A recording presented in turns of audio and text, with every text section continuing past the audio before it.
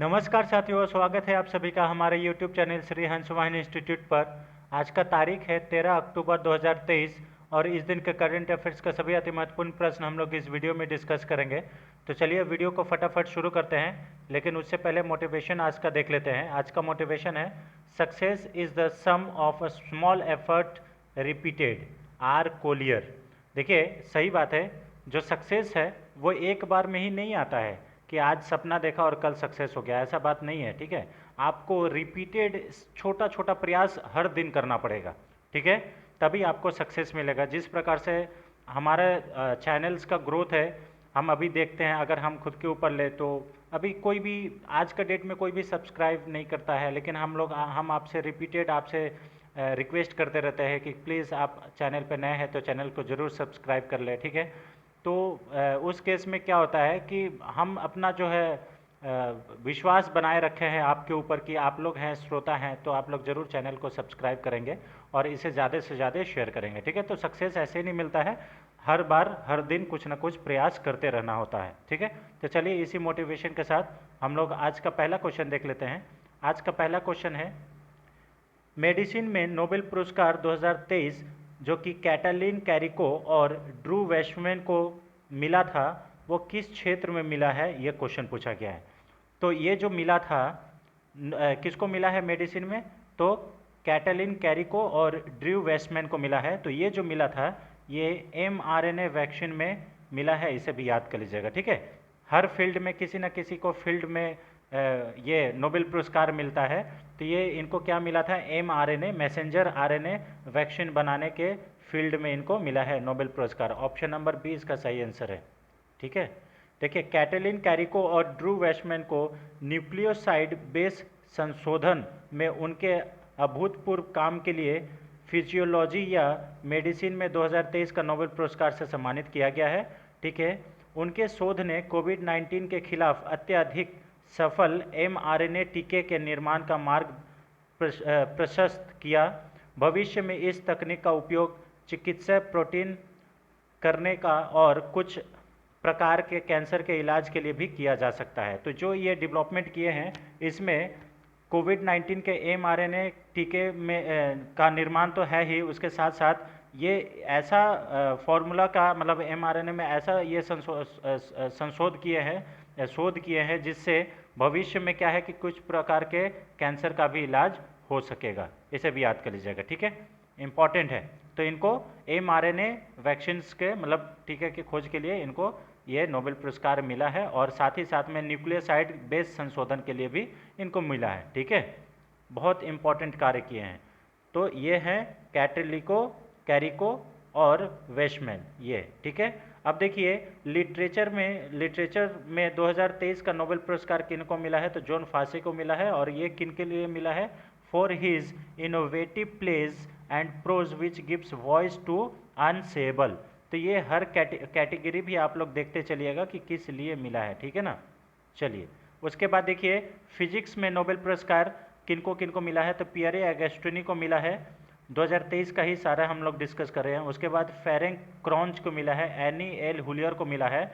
और for experimental method that generate attosecond pulses of light for the study of electrons dynamic in matter, ये इनके लिए इनको मिला है। ठीक है, उसके बाद देखिए केमिस्ट्री में नोबेल पुरस्कार 2023 किनको मिला है, तो ये इसमें भी 3 लोगों को मिला है, मोंगी जी बावेंडी, लुइस ई ब्रस, एलेक्सी आई एकिमोव, इनको मिला है for the discovery and synthesis of quantum dots. इनको जो केमिस्ट्री में है वो क्वांटम डॉट्स के लिए मिला है। ठीक है, और यहाँ पे फिजिक्स में किसके लिए मिला है, तो इलेक्ट्रॉन्स डायनेमिक इन मैटर के लिए मिला है, एटो सेकेंड के लिए। ठीक है, इसे याद कर लीजिएगा। चलिए उसके बाद देखिए, तो आपको मालूम होना चाहिए कि नोबेल पुरस्कार 6 कैटेगरी में मिलता है। तो यहाँ देखिए नोबेल पुरस्कार में पीस प्राइज यानी कि शांति का नोबेल पुरस्कार किनको मिला है, तो नरगिस मोहम्मदी को मिला है। यह एक ईरानियन है, इसे भी याद कर लीजिएगा। For her fight against the oppositions of women in Iran and her fight to promote human rights and freedom for all, ये इनके लिए इनको मिला है, और ये एक मानवाधिकार कार्यकर्ता हैं। अच्छा, उसके बाद देखिए इकोनॉमिक्स में नोबेल पुरस्कार 2023 किनको मिला है, तो ये क्लाउडी गोल्डविन को मिला है, ठीक है, for having advance our understanding of women's labour market outcomes, इनके लिए इनको दिया गया है, ठीक है। तो 6 कैटेगरी में किनको क्या मिला है हम लोग फिर से एक बार डिस्कशन कर लिए, पहले भी ये सब रिवाइज कर चुके हैं, ठीक है। हम लोग पहले ये सब सारे चीज़ एक एक करके क्वेश्चंस डिस्कस किए थे, आज हम लोग इसको फिर से रिवाइज कर लिए, ठीक है, जो कि आने वाले बहुत ही एग्जाम्स के लिए इम्पॉर्टेंट है, ठीक है। क्वेश्चन नंबर 2 पे आते हैं। उस तूफान का क्या नाम है जिसके कारण हांगकांग में बाढ़ आई है? तो वो जो तूफान है उसका नाम है कोइनू। ऑप्शन नंबर ए इसका सही आंसर है। कोइनू तूफान के कारण हांगकांग में बाढ़ आई है, ठीक है, इसे भी याद कर लीजिएगा, ठीक है। कोइनू जो तूफान है इसके कारण यहाँ पे बाढ़ आया। 9 अक्टूबर को हांगकांग के कुछ हिस्सों में बाढ़ आ गई क्योंकि टाइफून जो कोइनू है उसके कारण रात भर मूसलाधार बारिश हुआ, ठीक है। यह एक महीने में दूसरी बार था जब शहर के अधिकारियों ने बारिश की चेतावनी भेजी थी, जो हांगकांग में सबसे अधिक थी, ठीक है। क्षेत्रफल के अधिकांश हिस्सों में, ठीक है, क्षेत्र के अधिकांश हिस्सों में सुबह सुबह 150 मिलीमीटर से अधिक बारिश महसूस की गई और शहरी हांगकांग के द्वीपों में कुछ 300 मिलीमीटर जो है उसका इतना बारिश हुआ, ठीक है। हांगकांग के वेधशाला के अनुसार चीन के गुआंगडोंग प्रांत के पश्चिमी तट को पार करते हुए जो समय कोइनू लगभग 10 किलोमीटर प्रति घंटा से चल रहा था, यहाँ पे पार किया, ठीक है। उसके बाद चीन के राष्ट्रीय भविष्यवक्ता ने तूफान और तूफान की चेतावनी के लिए जारी की और झुहाई शहर सहित गुआंगडोंग के विभिन्न जिलों में स्कूलों को निलंबित कर दिया गया, ठीक है। तो ये बहुत ही ज़्यादा इंपॉर्टेंट है। हांगकांग में कौन सा तूफान आया था, टाइफून, तो वो क्या नाम है, कोइनू उसका नाम है, इसे भी याद कर लीजिएगा, ठीक है। क्वेश्चन नंबर 3 पे आते हैं। निम्नलिखित में से किसने वर्तमान टॉप डाउन दृष्टिकोण की सीमाओं को संबोधित करने के लिए पदोन्नति बोर्ड के लिए 360 डिग्री मूल्यांकन तंत्र लॉन्च किया है? Which of the following has launched 360 degree appraisal mechanisms for the promotion board to address the limitations of the current top down approaches? तो ये जो किया गया है यानी कि पदोन्नति का मतलब प्रमोशंस के लिए, तो ये 360 डिग्री अप्रेजल मैकेनिज्म ये बनाया है, ये किसके द्वारा बनाया गया है? तो ये बनाया गया है इंडियन नेवी के द्वारा। ऑप्शन नंबर ए इसका सही आंसर है, ठीक है। ऑप्शन नंबर टिक नहीं किए, ऑप्शन नंबर ए जो है इसका सही आंसर है, वो क्या है, ऑप्शन नंबर ए इंडियन नेवी के द्वारा, ठीक है। उसके बाद भारतीय नौसेना ने 360 डिग्री मूल्यांकन तंत्र लॉन्च किया है। इसने वर्तमान टॉप डाउन दृष्टिकोण की सीमाओं को संबोधित करने के लिए पदोन्नति बोर्ड के लिए 360 डिग्री मूल्यांकन तंत्र पेश किया है। नए तंत्र के तहत एक अधिकारी के पेशेवर ज्ञान यानी कि वो उसका कितना ज्ञान है, नेतृत्व गुण कितना है, युद्ध संकट में उपयुक्तता और उच्च रैंक के लिए क्षमता का आंकलन करने के लिए ये सब बनाया गया है, ठीक है। इसे भी याद कर ले। बड़े पैमाने पर सर्वेक्षण के माध्यम से किया जाएगा, यानी कि प्रमोशन अगर होगा तो कौन कौन सा बेसिस पे होगा, ये 365 डिग्री मूल्यांकन तंत्र से मालूम चल जाएगा, ठीक है। सर्वेक्षणों से प्राप्त इनपुट का विश्लेषण एक ध्वज अधिकारी की अध्यक्षता में अधिकारियों के लिए एक बोर्ड द्वारा किया जाएगा, ठीक है। इससे व्यवहार परिवर्तन और सुधार के लिए अधिकारियों की फीडबैक के रूप में भी प्रदान किया जाएगा। भारतीय नौसेना का लक्ष्य सर्वोत्तम प्रथाओं की अपनाना है। उसके बाद इसका उद्देश्य है युद्ध के लिए तैयार और भविष्यरोधी बल बनाए रखना, ठीक है, इसका मेन उद्देश्य है, ठीक है ना, कि यानी कि अगर युद्ध की स्थिति उत्पन्न होती है तो उसमें किस प्रकार से हैंडल करेगा। तो इसका ये उद्देश्य है कि अगर हम जिनको भी पद प्रमोशंस करेंगे वो किस प्रकार से यहाँ पे रिएक्ट करेंगे और अपना कर्तव्य निभाएंगे, ठीक है। तो मैकेनिज्म्स है ये 360 डिग्री अप्रेजल मैकेनिज्म्स, इसे भी याद कर लीजिएगा, ठीक है। चलिए क्वेश्चन नंबर 4 पे आते हैं। किस संस्था ने व्यापार और विकास रिपोर्ट 2023 जारी किया है? तो ये किस संस्था के द्वारा किया गया है? ऑप्शन नंबर ए विश्व आर्थिक मंच यानी कि world economic forum, option number B अंतर्राष्ट्रीय मुद्रा कोष, ऑप्शन नंबर सी NITI Aayog, option number D UNCTAD. तो ये देखिए व्यापार और विकास रिपोर्ट 2023 अंकटाड के द्वारा लॉन्च किया गया है, UNCTAD, ठीक है, अंकटाड के द्वारा विकास और व्यापार रिपोर्ट जारी किया गया है। ऑप्शन नंबर डी इसका सही आंसर है। नवीनतम व्यापार और विकास रिपोर्ट 2023 के अनुसार वैश्विक आर्थिक वृद्धि 2.4% तक पहुंचने की उम्मीद है। यानी कि आर्थिक ग्लोबल जीडीपी जो है वो 2.4 यहाँ पे ग्रोथ रेट होगा। व्यापार और विकास पर संयुक्त राष्ट्र सम्मेलन जिसने इस वर्ष रिपोर्ट को प्रकाशित किया है ने इस विकास को रुकी हुई गति के रूप में वर्णित किया है। यानी कि ये जो मतलब ग्लोबल डेवलपमेंट है उसको रुका हुआ मालूम मतलब बताया गया है इस रिपोर्ट में। वैश्विक मंदी को आमतौर पर उस स्थिति के रूप में परिभाषित किया जाता है जब विकास दर 2.5% या उससे कम हो जाती है। तो यहाँ पे देखिए विकास दर कितना है, 2.4 है। तो इस केस में वैश्विक मंदी इसको घोषित किया जाता है, इसे भी याद कर लीजिएगा, ठीक है। ग्लोबल इन्फ्लेशन, ठीक है, मंदी होता है तो इसके लिए आप समझ लीजिए कि वैश्विक मंदी इसको घोषित किया गया है, क्योंकि जब जो वृद्धि दर है वो 2.5% हो या उससे कम हो तो इस प्रकार का हम लोग इसको परिभाषित करते हैं, ठीक है, ग्लोबल मंदी। चलिए यहाँ पे रिसेशन जो है ये ग्लोबल रिसेशन का यही मतलब है कि 2.4 से मतलब 2.5% से अगर कम हो गया तो ग्लोबल रिसेशन होगा, इसे याद कर लीजिएगा, ठीक है। अंकटाड की बात करें तो United nation conference on trade and development इसका फुल फॉर्म है, और इसका जो मतलब फॉर्मेशन है ये 1964 में इस्टेब्लिश हुआ था। इसका हेड क्वार्टर जेनेवा स्विट्जरलैंड में है, ठीक है, और भारत इसका मेंबर है, इसे भी याद कर लीजिएगा, ठीक है। इसमें ये सब देखिए इकोनॉमिक माइग्रेंट 17% है, ठीक है, और यहाँ पे देखिए जीसीसी कंट्रीज़ के 17% शेयर, और यहाँ पे देखिए हाई इनकम कंट्रीज़ इसमें कितने हैं, 40%, ठीक है, बहुत ज़्यादा इंपॉर्टेंट है इसका। लो एंड मिडिल इनकम कंट्रीज़ जो है ये 43%, ठीक है। रिफ्यूजीज़ 15%, ठीक है, और यहाँ पे रिफ्यूजीज़ यहाँ पे जो है हाई इनकम कंट्रीज़ में रिफ्यूजीज़ कितना है, तो 5% है, ठीक है। चलिए क्वेश्चन नंबर 5 पे आते हैं। परसिवरेंस रोवर ने हाल ही में किस ग्रह पर डस्ट डेविल को कैद किया है? Perseverance rover has recently captured dust devil in which planet?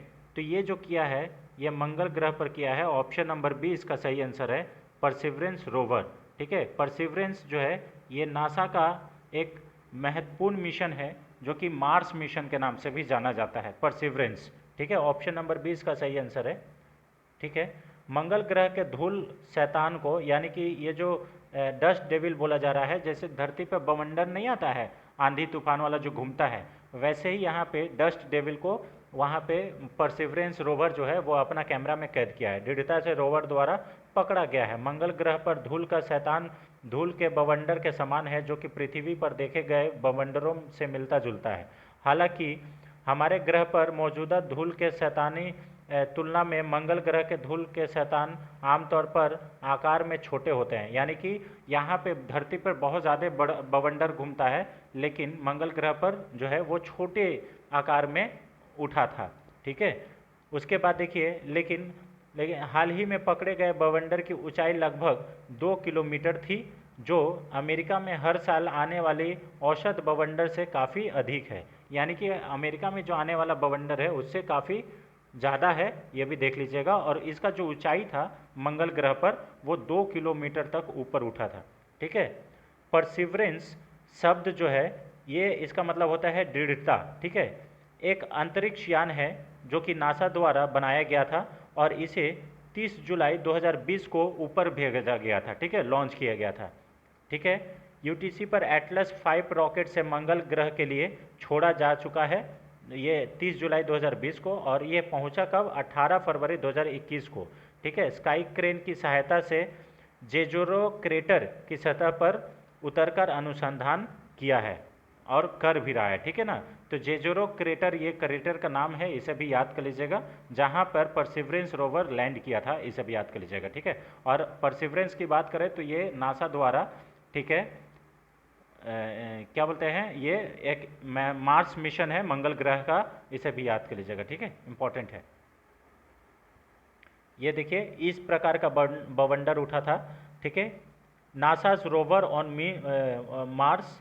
तो इसमें ये सब ये जो है इसका रोवर है, इसे भी याद कर लीजिएगा, और ये यहाँ पे लैंड किया है, इसे भी याद कर लीजिए, ठीक है। देखिए Mars 2020 perseverance instrument and power source, यहाँ पे बहुत ही छोटा है, आप लोग को शायद दिख नहीं रहा होगा। इसमें लेंथ वगैरह भी दिया हुआ है, विड्थ दिया हुआ है। ये परसिवरेंस रोवर का सारा चीज़ दिया हुआ कि ये कितना लंबा कितना चौड़ा है। ठीक है, इसमें कैमरा भी लगा हुए हैं बहुत सारे चीज़, तो ये सारे चीज़ दिया हुआ है यहाँ पे। अच्छा, एक चीज़ और कहने का बात है कि इसमें ना ये लोग हेलीकॉप्टर भी भेजा है, जो कि इधर से उधर उड़ के, एक जगह से उड़ के दूसरे जगह पे जाएगा और वहाँ का सारे अध्ययन करेगा। ठीक है, बहुत ज़्यादा इम्पोर्टेंट है ये सब।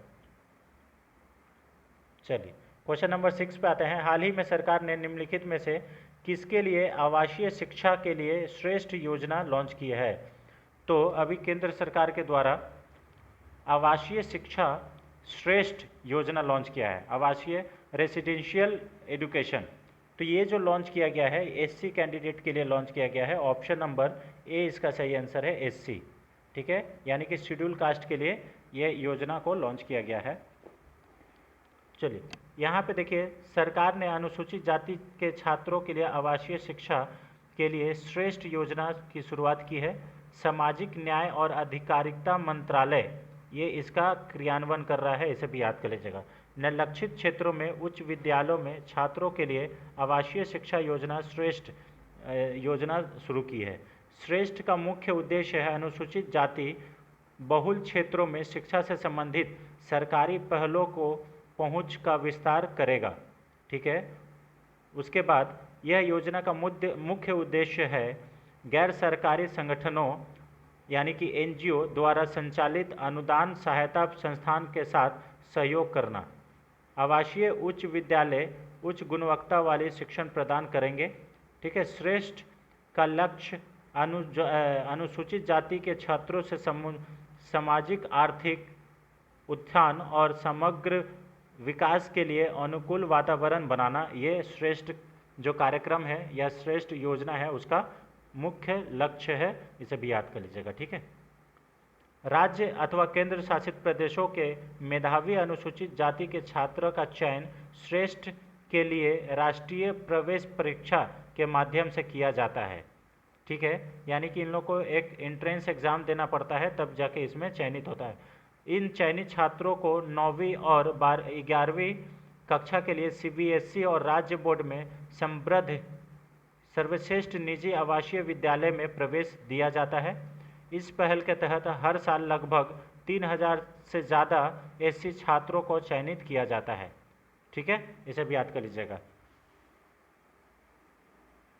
क्वेश्चन नंबर हम लोग नेक्स्ट पे चलते हैं। क्वेश्चन नंबर 7 है, हाल ही में किस राज्य अथवा केंद्र शासित प्रदेश ने पूषा 44 धान किस्म की खेती पर प्रतिबंध लगा दिया है? तो देखिए पूषा 44 क्या है, ये आने वाला एग्जाम्स में आपको ऐसे घुमा के क्वेश्चन पूछ सकता है कि पूषा 44 क्या है। तो ऑप्शन में दिया रहेगा गेहूं का किस्म, धान का किस्म, ठीक है, दाल का किस्म, कुछ भी दिया रहेगा ना। तो ये किसका किस्म है? धान का किस्म है, जो कि अभी पंजाब सरकार के द्वारा इस पर प्रतिबंध लगा दिया गया है। ठीक है, ऑप्शन नंबर बी इसका सही आंसर है, पंजाब सरकार। पंजाब के मुख्यमंत्री भगवंत सिंह मान ने हाल ही में घोषणा की है कि पानी की अधिक खपत और पराली उत्पादन के कारण राज्य अगले साल से पूषा 44 धान किस्म की खेती पर प्रतिबंध लगा देगा। ठीक है, क्योंकि ये इससे क्या है, पानी का ज़्यादा खपत होता है और जो पराली है उससे दिल्ली में बहुत ज़्यादा प्रदूषण भी होता है, आप लोग को मालूम होगा। ठीक है, पंजाब हरियाणा वाला क्षेत्र में पराली जब जलाया जाता है तो उससे जो होने वाले धुआं होता है और उससे वो जो वातावरण में धुआं जब जाता है तो दिल्ली का भी वातावरण जो वायु है वो बहुत ही प्रदूषित हो जाता है। और आपको मालूम होगा कि अभी हम लोग कुछ ही दिन पहले दिल्ली का AQI इंडेक्स हम लोग लॉन्च किए थे, मतलब पढ़े थे, क्योंकि दिल्ली में ग्रीन वार रूम लॉन्च किया गया है। ठीक है, और यही रीज़न था। ठीक है, पहले राज्य में धान की कुल खेती का 70 से 80% इस क्षेत्र की किस्म का था और किसान इसका प्रभावशाली उपज से काफ़ी संतुष्ट भी थे। ठीक है, इसे भी याद कर लीजिएगा। ठीक है, चलिए क्वेश्चन नंबर 8 पे आते हैं। ये भी बहुत इंपॉर्टेंट है फ्रेंड्स, है ना, ये इंपॉर्टेंट क्वेश्चन है। हाल ही में कौन सा राज्य अथवा केंद्र शासित प्रदेश समक्का सरलम्मा जात्रा यानी कि आदिवासी उत्सव की मेजबानी करता है? तो ये जो अभी हाल ही में जो समक्का सरलम्मा जात्रा आदिवासी उत्सव है, ये तेलंगाना के द्वारा मेजबानी किया गया है। ऑप्शन नंबर सी इसका सही आंसर है, तेलंगाना। ठीक है। और आपको मालूम होगा कि कुछ दिन पहले हम लोग एक क्वेश्चन डिस्कस किए थे जिसमें समक्का सरलम्मा यूनिवर्सिटी ओपन करने का केंद्र सरकार के द्वारा अनुमति दे दी गई थी। ठीक है, तो ये वो भी तेलंगाना राज्य का ही है और उसी यही सब आदिवासी के लिए वो यूनिवर्सिटी ओपन किया जा रहा है, ये भी याद रखिएगा। ठीक है, तो दोनों सेम ही है नाम, बस यहाँ पे ये उत्सव मनाया जा रहा है, इसलिए आज हमने इसको फिर से क्वेश्चन में लिया है। ऑप्शन नंबर सी इसका सही आंसर है, तेलंगाना। ठीक है, तेलंगाना एक द्विवार्षिक उत्सव का आयोजन करता है जिसे समक्का सरलम्मा जात्रा के नाम से भी जाना जाता है, जो आदिवासी लोगों की दुनिया की सबसे बड़ी सभाओं में से एक के रूप में प्रसिद्ध है। यानी कि ये आदिवासी का दुनिया का सबसे बड़ा सभाओं में से एक इस यात्रा को, इस फेस्टिवल को माना जाता है। ठीक है, यह घटना 13वीं सदी में माँ बेटी की जोड़ी द्वारा स्थानीय शासकों के खिलाफ प्रतिरोध की याद दिलाती है। 13वीं सदी में एक माँ बेटी की जोड़ी के द्वारा जो वहाँ के स्थानीय शासक थे उसका विरोध ये जताता है। ठीक है, तो इसे भी याद कर लीजिएगा, इम्पॉर्टेंट है। ठीक है, जिन्होंने कोया लोगों पर कर लगाया था, कर मतलब टैक्स लगाया था, जातर यानी कि तीर्थ यात्रा में कोया पुजारियों द्वारा उनके रीति रिवाजों और परंपराओं के पालन में आयोजित अनुष्ठान शामिल है, इसे भी याद कर लीजिएगा, इंपॉर्टेंट है। ठीक है, तेलंगाना, चंद्रशेखर राव। ठीक है, आप लोग को याद होना चाहिए। चलिए, ये है आपको ये फेस्टिवल, इसे भी याद कर लीजिएगा। अब इसमें कुछ हम लोग नया ट्राइबल फेस्टिवल की बात करें भारत में, तो टोटल अभी हम लोग इसमें 8 ट्राइबल फेस्टिवल की बात करेंगे, जैसे कोयला पोडू कोयडा जनजाति फेस्टिवल ये कर्नाटक में मनाया जाता है। सरहुल फेस्टिवल ये झारखंड में मनाया जाता है। ठीक है, थीसम फनीद नागा जनजाति फेस्टिवल ये मणिपुर में मनाया जाता है। उसके बाद भोरम देव महोत्सव ये छत्तीसगढ़ में मनाया जाता है। कर्मा उत्सव ये उड़ीसा में मनाया जाता है। कर्मा उत्सव यहाँ पे भी मनाया जाता है। कर्मा उत्सव आपको झारखंड में भी मनाया जाता है। ठीक है, बानेश्वर महोत्सव और डूंगापुर ये राजस्थान में मनाया जाता है, बानेश्वर महोत्सव। ठीक है, उसके बाद मरियम्मन तिरुविझा या अंडमान द्वीप समूह में मनाया जाता है। लोक नृत्य महोत्सव ये दमन और दीव में मनाया जाता है, इसे भी याद कर लीजिएगा। ठीक है, इम्पॉर्टेंट है। तो ये ट्राइबल फेस्टिवल है। अब कुछ हम लोग भारत के अन्य फेस्टिवल के बारे में जान लेते हैं जो कि इम्पॉर्टेंट है, और यहाँ पे देखिए हम स्टेट वाइज लेके आए हैं फ्रेंड्स, तो इसे भी याद कर लीजिएगा। अगर बहुत अच्छा लगे हमारा कंटेंट तो आप इसे ज़्यादा से ज़्यादा शेयर करें ताकि और लोगों को भी मदद मिल सके। जैसे आंध्र प्रदेश में दशहरा, उगदी, ठीक है, उगादी, उसके बाद ढक्कन महोत्सव और ब्रह्मोत्सव ये भी मनाया जाता है। अरुणाचल प्रदेश में रेह बुरी बुटी, उसके बाद मायोको ड्री पोंगुटू, लोसार फेस्टिवल। ठीक है, ये इम्पॉर्टेंट है लोसार फेस्टिवल। और उसके बाद लोसांग फेस्टिवल ये भी इम्पॉर्टेंट है। मोनप्पा उत्सव ये भी इम्पॉर्टेंट है। ठीक है, उसके बाद असम में अम्बुबाची का मेला आप लोग सभी लोग जानते हैं। बिहू फेस्टिवल बहुत ज़्यादा इम्पॉर्टेंट है। देहिंग पटकई ये भी इम्पॉर्टेंट है, इसे भी याद कर लीजिएगा। ठीक है, देहिंग पटकई राष्ट्रीय उद्यान भी है असम में, ये भी याद कर लीजिएगा। उसके बाद बैशागु और भोगालू ये भी है। ठीक है, बिहार में छठ पूजा, उसके बाद बिहुला ये भी है, इम्पॉर्टेंट है। छत्तीसगढ़ में माघी पूर्णिमा और उसके बाद बस्तर दशहरा, ये बस्तर फेस्टिवल जो है ये छत्तीसगढ़ का बहुत फेमस फेस्टिवल है। गोवा में सनबर्न उत्सव और लादेन और मांडो, ये भी मांडो फेस्टिवल जो है ये गोवा का उत्सव है। गुजरात में नवरात्रि, जन्माष्टमी, कच्छ उत्सव और उत्तरायण ये गुजरात में मनाया जाता है। हिमाचल प्रदेश में रामदुन्नी, उसके बाद गोची महोत्सव ये हिमाचल प्रदेश में मनाया जाता है। हरियाणा में बैसाखी मनाया जाता है।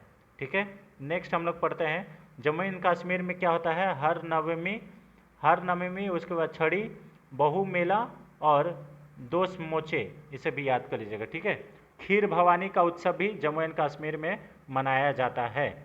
झारखंड में करम उत्सव, होली, रोहनी और टूसू फेस्टिवल भी यहाँ पे मनाया जाता है झारखंड में। कर्नाटक में मैसूर दशहरा और उगादी, केरल में ओणम और विशु, ये 2 पर्व मनाया जाता है। मध्य प्रदेश में लोकरंग उत्सव, तेजाजी और खजुराहो उत्सव। और तानसेन महोत्सव भी आपको मालूम होगा, तानसेन महोत्सव भी कहाँ पे मनाया जाता है? मध्य प्रदेश में। मेघालय में नोंगक्रेक त्यौहार, खासी त्यौहार, बांग्ला, उसके बाद साजीबू, ये सब जितना भी है, चेईरा ओबा, ये सब फेस्टिवल मेघालय में मनाया जाता है, क्योंकि यहाँ पे गारो खासी जयंतिया समुदाय भी पाया जाता है। ठीक है, इम्पॉर्टेंट है। महाराष्ट्र में गणेश उत्सव और गुड़ी पड़वा मनाया जाता है। ठीक है, काला घोड़ा महोत्सव भी महाराष्ट्र में मनाया जाता है, आप लोग याद रखिएगा। मणिपुर में याशोशांग और उसके बाद पोरंग और उसके बाद यहाँ पे चवांगकुट। मिज़ोरम में क्या मनाया जाता है? तो मिज़ोरम में चपचारकूट महोत्सव, यानी कि चापचारकूट जो है महोत्सव, ये मिज़ोरम में मनाया जाता है। नेक्स्ट हम लोग बढ़ते हैं, नागालैंड में हॉर्नबिल फेस्टिवल मनाया जाता है और मोत्सु उत्सव मनाया जाता है। उड़ीसा में रथ यात्रा, राजा पर्व और नुआखाई त्यौहार। ठीक है, पंजाब में लोहड़ी और बैसाखी मनाया जाता है। राजस्थान में गंगोर तीज और बूंदी मनाया जाता है। सिक्किम में लोसार, उसके बाद सागा दावा मनाया जाता है। तमिलनाडु में पोंगल, थाईपुसम और नाट्य अंजलि महोत्सव ये मनाया जाता है। तेलंगाना में बोनालू फेस्टिवल और बथुकम्बा फेस्टिवल, ये तेलंगाना का उत्सव है, इसे भी याद कर लीजिएगा, इम्पॉर्टेंट है। ठीक है, क्योंकि तेलंगाना अभी न्यूज़ में भी है। उसके बाद त्रिपुरा में खर्ची महोत्सव मनाया जाता है। पश्चिम बंगाल में दुर्गा पूजा, जो कि अभी आने ही वाला है, बहुत फेमस है दुर्गा पूजा। ठीक है, इम्पॉर्टेंट है। उसके बाद उत्तरांचल में, यानी कि उत्तराखंड में गंगा दशहरा और उत्तर प्रदेश में रामनवमी, गंगा महोत्सव और नवरात्रि और खिचड़ी, इसे भी याद कर लीजिएगा, ये इंपॉर्टेंट त्यौहार ये पूरा भारत का रहा स्टेट वाइज। ठीक है, इंपॉर्टेंट है। चलिए नेक्स्ट क्वेश्चन पे हम लोग चलते हैं। क्वेश्चन नंबर 9, हाल ही में 5 राज्यों में विधानसभा चुनाव की तारीखों का ऐलान किया गया है। निम्नलिखित में से कौन राज्य विधानमंडलों के चुनाव कराने के लिए जिम्मेवार है? Option number A state election commission, option number B election commission of India, option number C राज्य के राज्यपाल, ऑप्शन नंबर डी राज्य के उच्च न्यायालय। तो देखिए, अभी 5 राज्यों में इलेक्शन विधानसभा चुनाव होने हैं, इसका तारीख का ऐलान हो गया है। और ये जो इलेक्शन है ये कौन कराता है? तो भारत के चुनाव आयोग कराता है। ऑप्शन नंबर कौन है? बी इसका सही आंसर है। ठीक है, उसके बाद यहाँ पे आइए, अब इससे रिलेटेड कुछ इंपॉर्टेंट फैक्ट्स देख लेते हैं। जैसे चुनाव आयोग, ठीक है, चुनाव आयोग, यहाँ पे चुनाव आयोग ने 5 राज्यों में विधानमंडलों का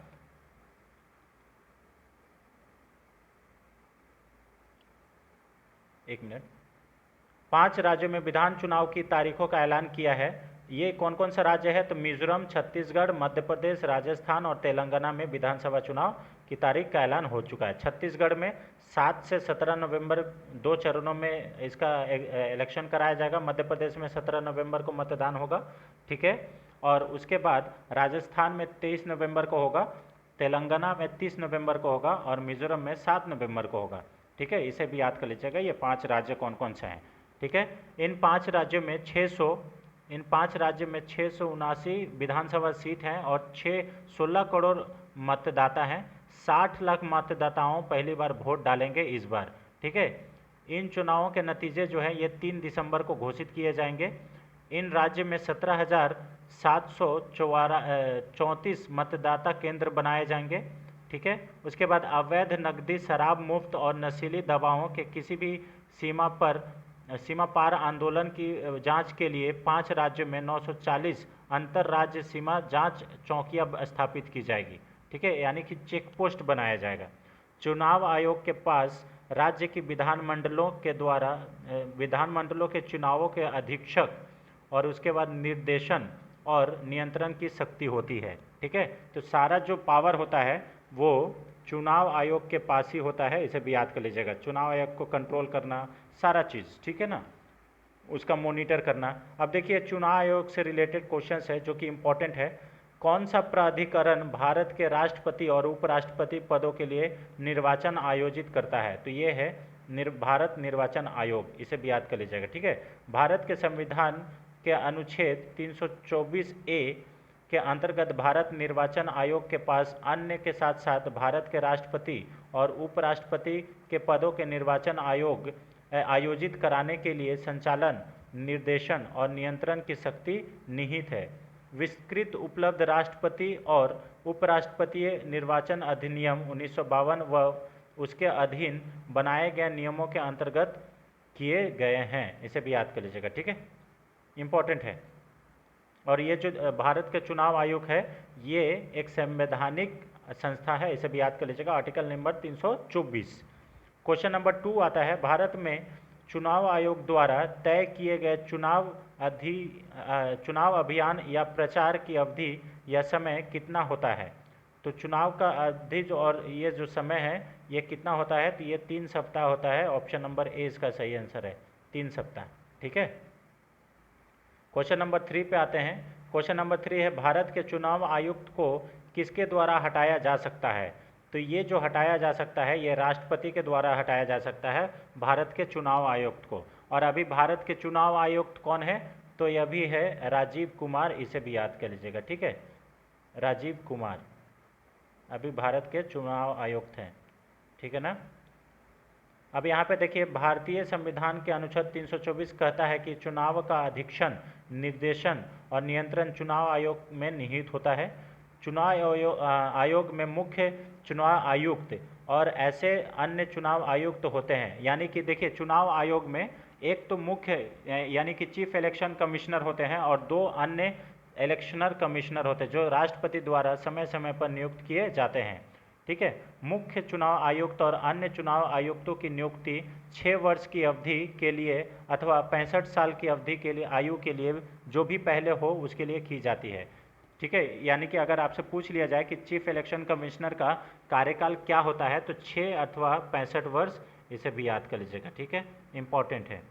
मुख्य चुनाव आयुक्त और अन्य चुनाव आयुक्तों की नियुक्ति राष्ट्रपति द्वारा की जाती है, ठीक है। मुख्य चुनाव आयुक्त को सिर्फ उन आधारों पर और उस प्रक्रिया से हटाया जा सकता है जैसे सर्वोच्च न्यायालय के न्यायाधीशों को भी हटाया जाता है, ठीक है, एकदम सेम उसी प्रकार से। मुख्य चुनाव आयुक्त को महाभियोग की प्रक्रिया के माध्यम से भी पद से हटाया जा सकता है, ठीक है। जैसे राष्ट्रपति को भी महाभियोग की मतलब महाभियोग का प्रक्रिया से हटाया जा सकता है, उसी प्रकार से मुख्य चुनाव आयोग को भी महाभियोग की प्रक्रिया अपना के पद से हटाया जा सकता है। और कौन हटाएंगे, तो राष्ट्रपति। अन्य चुनाव आयुक्त और क्षेत्रीय चुनाव आयुक्त मुख्य चुनाव आयुक्त के अधीन काम करते हैं, ठीक है, ये जाहिर सी बात है। अन्य चुनाव आयुक्तों और क्षेत्रीय चुनाव आयुक्तों को राष्ट्रपति द्वारा मुख्य चुनाव आयुक्त की सिफारिश पर हटाया जा सकता है, ठीक है। अगर मुख्य चुनाव आयुक्त चाह ले कि मेरे जो समकक्ष है, जो मेरे नीचे जो काम करते हैं अन्य चुनाव आयुक्त, उसको हटा देना चाहिए, तो वो राष्ट्रपति से सिफारिश करके उसको हटवा सकते हैं, ठीक है। क्वेश्चन नंबर 4 पे आते हैं, इससे चुनाव आयुक्त से रिलेटेड। निम्नलिखित में से कौन भारत की पहली महिला मुख्य चुनाव आयुक्त थी। तो ये जो थी ये रमा देवी थी, इसे याद कर लीजिएगा, ऑप्शन नंबर सी इसका सही आंसर है। BS रमा देवी भारत की पहली महिला मुख्य चुनाव आयुक्त थी। और अगर पुरुष में बात कर लिया जाए तो सुकुमार सेन थे, इसे भी याद कर लीजिएगा, ठीक है, सुकुमार सेन, ठीक है। इसके अलावा वह कर्नाटक की पहली महिला राज्यपाल भी थी। प्रतिभा देवी सिंह पाटिल भारत की पहली महिला राष्ट्रपति जो कि 2007 से 2012 तक रही थी, इसे भी याद कर लीजिएगा।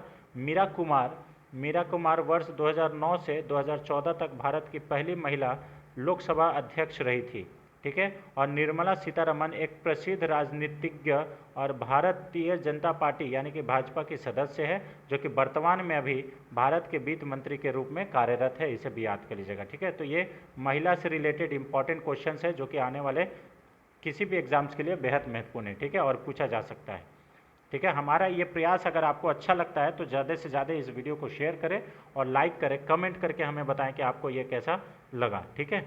उसके बाद देखिए और भी कुछ इसमें हम लोग इसको 8 क्वेश्चंस और लेके आए हैं। जैसे तारकुंडे समिति तथा गोस्वामी समिति का संबंध किससे है, तो ये जो है चुनाव व्यवस्था में आमूल सुधार से है, ठीक है। ठीक है। उसके बाद देखिए 1952 का वर्ष भारतीय इतिहास में क्यों महत्वपूर्ण है, क्योंकि लोकसभा का प्रथम आम निर्वाचन इसी दिन हुआ था, इस साल ही हुआ था, ठीक है। उसके बाद भारत की निर्वाचन पद्धति में निम्न में से किस देश के निर्वाचन पद्धति के अनुरूप है, तो ये ब्रिटेन से लिया गया है निर्वाचन पद्धति भारत का, ठीक है। प्रत्यक्ष निर्वाचन किसे कहते हैं, तो जनता द्वारा प्रतिनिधि चुनना, इसको प्रत्यक्ष मतलब ये कहते हैं, ठीक है ना, प्रतिनिधि जनता द्वारा, तो ये प्रत्यक्ष निर्वाचन कहलाता है, ठीक है। रिटर्निंग अधिकारी कौन होता है, ये बहुत ज़्यादा इंपॉर्टेंट है फ्रेंड्स, है ना। रिटर्निंग अधिकारी कौन होता है, तो वह अधिकारी जो किसी निर्वाचन क्षेत्र में चुनाव के लिए उत्तरदायी होता है और परिणाम की घोषणा भी यही करता है, ठीक है। तो जो ये दिसंबर में परिणाम घोषित होंगे ये 5 राज्यों का, तो ये कौन करेगा, कौन जीता है नहीं जीता है परिणाम, ये रिटर्निंग अधिकारी ही करेगा, ठीक है। उसके बाद भारत के मुख्य चुनाव आयुक्त की नियुक्ति कौन करता है, तो ये राष्ट्रपति करता है, अभी हम आपको बता दिए, ठीक है। उसके बाद परिसीमन आयोग का अध्यक्ष कौन होता है, तो मुख्य चुनाव आयुक्त ही होता है, इसे भी याद कर लीजिएगा, ठीक है। उसके बाद संसद द्वारा मुख्य चुनाव आयुक्त तथा अन्य निर्वाचन आयुक्तों की सेवा शर्तों से संबंधित अधिनियम कब पारित हुआ था, तो 1994 में पारित हुआ था, इसे भी याद कर लीजिएगा, ठीक है, 1994 में, ठीक है। चलिए, election commission of India Rajiv Kumar है एट प्रेजेंट, इसे भी याद कर लीजिएगा, इंपॉर्टेंट है। चलिए आज का last question friends, question number 10, हाल ही में किन 2 देशों के बीच रक्षा सहयोग समझौते पर हस्ताक्षर किए गए हैं, तो ये किया गया है भारत और इटली के बीच, ऑप्शन नंबर ए इसका सही आंसर है, ठीक है। भारत और इटली के बीच रक्षा सहयोग समझौते पर हस्ताक्षर किए गए रक्षा मंत्री राजनाथ सिंह और इटली के समकक्ष गुइडो क्रोसेटो के बीच ये रोम में दोनों का सिग्नेचर हुआ। भारत और इटली ने सुरक्षा और रक्षा नीति, अनुसंधान एवं विकास, सैन्य क्षेत्र में शिक्षा, समुद्री डोमेन जागरूकता, रक्षा जानकारी साझा करने और औद्योगिक सहयोग सहित विभिन्न रक्षा क्षेत्रों में सहयोग को बढ़ावा देने के लिए एक रक्षा सहयोग पर हस्ताक्षर किए हैं। रक्षा मंत्री राजनाथ सिंह 9 अक्टूबर से लेकर 12 अक्टूबर तक इटली और फ्रांस की यात्रा पर है, इसे भी याद कर लीजिएगा। दोनों पक्षों के प्रशिक्षण, सूचना साझा करने के लिए समुद्री अभ्यास और समुद्री सुरक्षा सहित रक्षा सहयोग के मुद्दे पर भी चर्चा की गई है, ठीक है। यहाँ पे देखिए मार्च 2023 में भारत और इटली के रिश्ते को राजनीतिक साझेदारी तक बढ़ा दिया गया है। राजनाथ सिंह अपने फ्रांसीसी समकक्ष सेबेस्टियन लेकोर्नो के साथ भी पांचवी रक्षा वार्ता में हिस्सा लेंगे। उनका रक्षा उद्योग के सीईओ के साथ भी बात करने का इस कार्यक्रम है, इसे भी याद कर लीजिएगा, ठीक है। तो ये इम्पॉर्टेंट है मतलब इंटरनेशनल रिलेशन के पॉइंट ऑफ व्यू से, ठीक है, इसे भी याद कर लीजिएगा। तो ये रहा फ्रेंड्स आज का 10 अति महत्वपूर्ण प्रश्न। आई होप आपको ये वीडियो, हमारा प्रयास अच्छा लगा होगा। अगर आपको वीडियो अच्छा लगता है तो इस चैनल को सब्सक्राइब करें और इसे ज़्यादा से ज़्यादा शेयर करें, ठीक है। कमेंट करके हमें बताएं कि हमारा प्रयास कैसा लगा। Thanks for watching friends, thank you so much. मिलते हैं नेक्स्ट वीडियो में, तब तक के लिए जय हिंद।